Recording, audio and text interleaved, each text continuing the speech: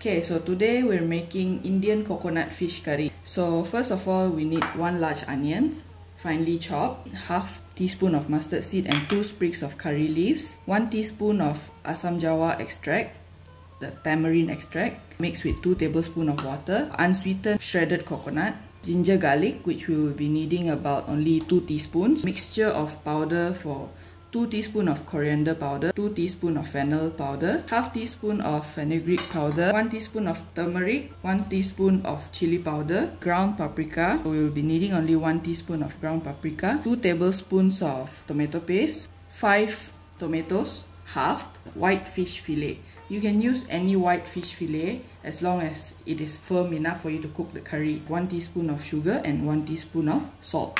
And here we have 40 grams or 40 milliliters of coconut milk. Okay, so here we have to heat up 2 tablespoons of oil to fry the mustard seeds and the curry leaves. So once they start to sprinkle like that, you can insert your onions. So stir fry them until they are golden.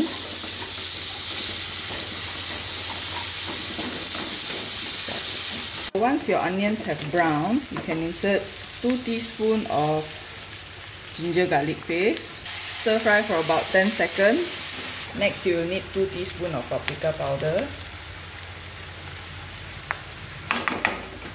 and 2 tablespoons of tomato paste.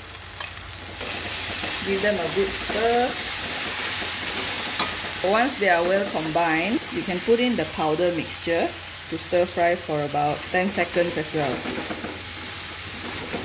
Once they have come together real well, you can pour in your coconut milk as well as your shredded coconut.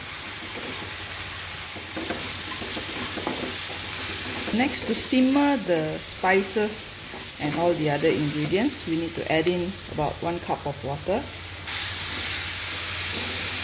And we let it simmer for about 10 minutes. Once it is simmered for 10 minutes, we can insert the fish.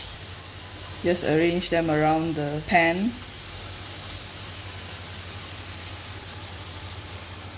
At this point, you would want to add in the tamarind extract. Next, we insert the salt and sugar.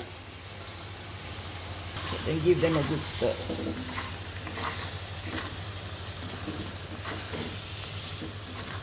At this point, you need it to sit and simmer for about another 5 more minutes. After 5 minutes of simmering the fish in the curry paste, you can insert the tomatoes that has been halved. Give them a stir.